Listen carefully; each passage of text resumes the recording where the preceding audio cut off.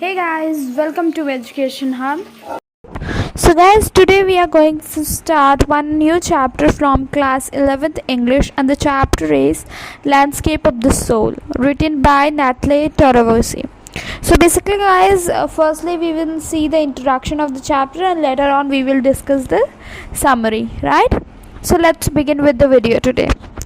So introduction of the chapter is likewise, it is written by Natalie Toravosi, and the chapter is about how different Chinese art form is from European art form, right? So basically it means that the chapter deals with the various differentiations discussed in the chapter which are found between the Chinese art form and the European art form, right? So in this chapter the author uses two stories to make up a contrast. So author ने differences को highlight करने के लिए basically दो stories को लिया है chapter में, and with those two stories she has discussed the differences between the both art forms, right? European art is about reproducing real and actual view, whereas Chinese art form is about not creating a real landscape but creating a imagination. यानी कि जो author है वो ये बता रही है basically कि जो यूरोपियन आर्ट फॉर्म होता है वो हमेशा रियल और एक्चुअल व्यू को प्रोड्यूस करता है, वहीं जो चाइनीज़ आर्ट फॉर्म होता है वो एकदम इस फैक्टर के ऑपोजिट होता है. And the Chinese art form creates a imagination and the view of the listener, right? So इस तरीके से दोनों आर्ट फॉर्म एक दूसरे के ऑपोजिट हैं, because European art form represent the actual and the real view, वहीं Chinese art form represents the imagination, right? So European artist show exactly what he wants them into a second of the landscape. Chinese art form is the artist's spiritual and inner voice where you can travel from any point and let the viewer create a path of their own imagination. So here means जो European art form होती है उसमें artist अपनी exactly वही चीज़ें represent करता है जो व्यूअर को वो दिखाना चाहते हैं, जो एकदम एग्जैक्ट और रियल होती हैं. वही चाइनीज़ आर्ट फॉर्म में जो आर्टिस्ट होता है वो प्लान इनर वॉइस से जो उसका व्यूअर होता है उसे एक प्लेस से दूसरे प्लेस तक मूव कर सकता है. इट मीन्स दैट कि they had very strong spiritual power, जिसकी वजह से वो इस तरीके से कुछ व्यूअर का अपनी वर्क दिखाते हैं that what ever they say about the imagination of the things viewer accept it as real, right? So this is what the basically the whole chapter deals with, and here only the chapter is presenting two art form and its differences with the help of two stories, one from Chinese art, the from European art. So now we will see about the summary of the chapter, and the whole summary I have memorized in a very short form so that you can easily understand what are the factors and the main points in the chapter, right? So let's see the summary. In this chapter, the writer contrasts two forms of art, and the writer has taken two forms of arts by using two different stories. To highlight the differences between those art forms, he has taken up the two stories, right? First one is, in China, during the 8th century, the Tang Emperor Zhengong commissioned the painter Wu Duzi to decorate a wall in the palace, right? So first जो story है वो China से है कि जो 8th century के emperor टांग थे ज़ेंगज़ोंग, उन्होंने एक पेंटर को असाइन किया वो डाउजी, जिसको उन्होंने वर्क दिया कि पैलेस की वॉल डेकोरेट करने का, right? Upon seeing the wall painting, the emperor started noticing the outer appearance of the painting, but the painter drew his attention to the cave at the foot of the mountains, right? फिर जब painter का काम complete हो गया, so the emperor went for inspection, right? So he was seeing all the wall painting, but जो painter था उसने emperor का अटेंशन ऐसे पॉइंट में पेंटिंग के स्टार किया जहाँ पर एक उसने ऑथर को केव दिखाई जो कि माउंटेन्स के ऊपर थी, right. The painter told the emperor that he would take him inside too. So उस केव को दिखाने के बाद पेंटर ने एम्परर से कहा कि वो उन्हें उस केव के अंदर भी ले जा सकता है, right. The painter entered inside the cave and the entrance closed behind him. As soon as the painter slapped his hand, the painting on the wall was gone and so was the painter, right. So जब painter ने emperor से कहा that he can take him inside the cave also, so after that he went inside the cave and entrance जो था वो उसके पीछे close हो गया.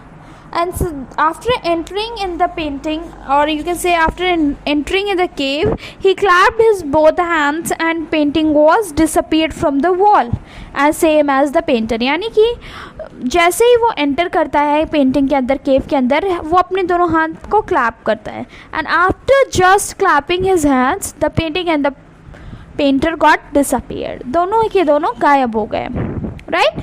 So this was about the Chinese art form. This is how the painter has created an imagination in the emperor's view, and whatever he was saying, just the emperor was accepting it as a real, right. Now another story, the painter wouldn't draw an eye of the dragon as he feared that the dragon would fly out of the painting. So second story में सबसे पहले हमें ये बताया गया है कि there was a painter who did eye on the painting of dragon because उसको ऐसा लगता था कि when he will dry the eye, the dragon will flew out. इस वजह से वो अपनी dragon paintings पे कभी eye नहीं बनाता था, right. अब एक दूसरी स्टोरी जो है वो है यूरोपियन आर्ट फॉर्म की तरफ से, and it represent the European art form. European art form basically what the actual on the rear view which the artist shows to his viewer, right. A master blacksmith falls in love with the painter's daughter. So here the story starts कि एक master blacksmith होता है यानी लोहार होता है जिसको painter की डॉटर से प्यार हो जाता है. He falls for the painter's daughter, right. The father didn't approve of him because of his profession.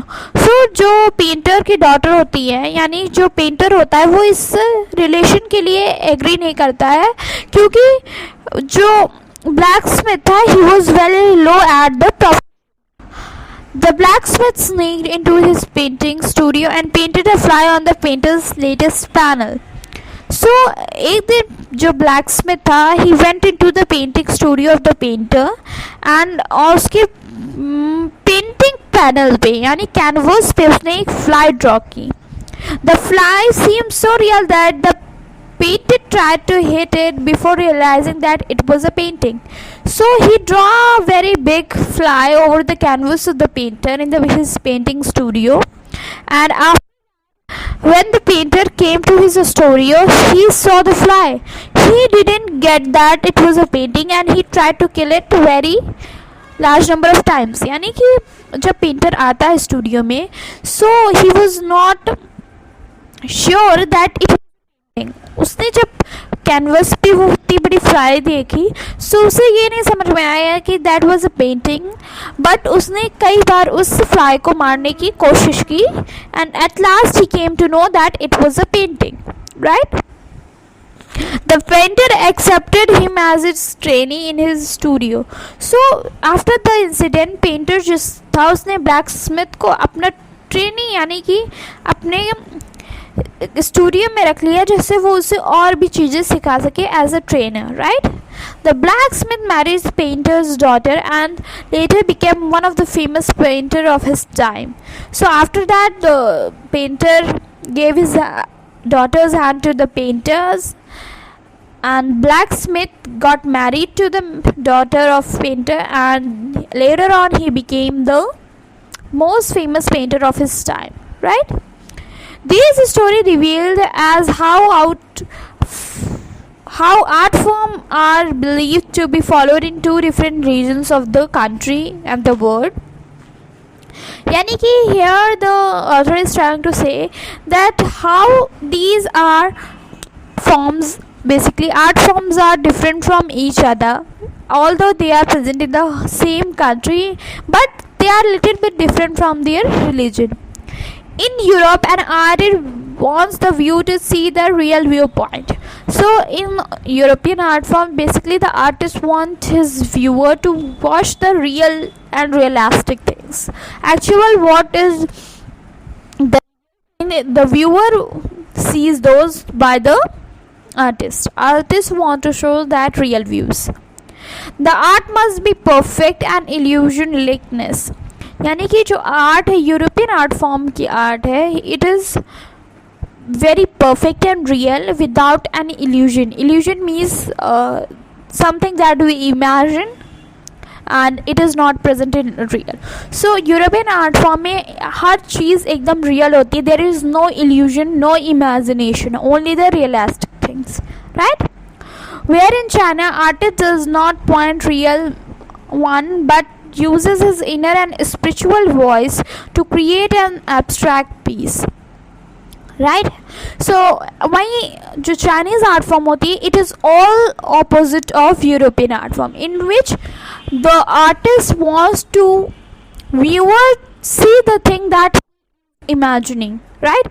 So artist जो होता है वो कुछ imagine करता है and he says or expresses himself in such a way that the viewer gets convinced and he accept that the thing he is watching or he is seeing is really a real thing, whereas it is not in actually.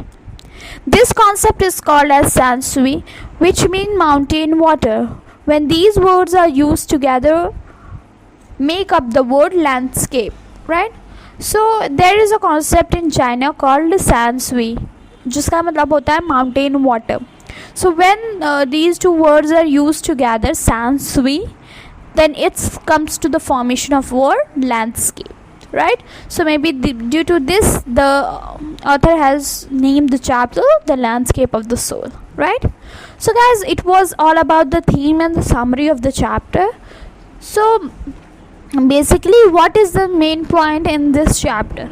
In this chapter, the author tried to differentiation, basically the highlight the differentiation between the two art forms, that Chinese art form and the European art form. So here she has basically used two stories to make a contrast, to find out the differences between the right?